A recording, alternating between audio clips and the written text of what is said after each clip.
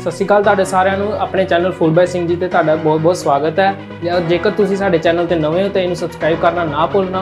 तो अज दी आपां जिहड़ी रैसिपी लेके हाजिर होए आपां बनानी चालू करनी है।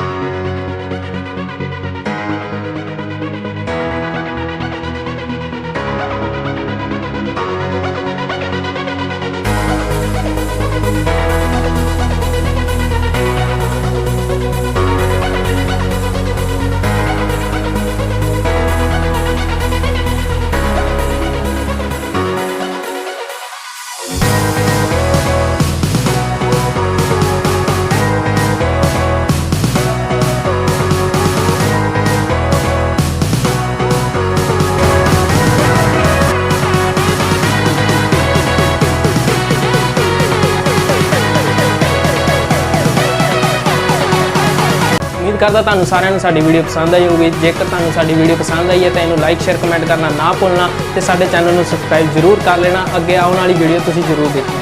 ਧੰਨਵਾਦ।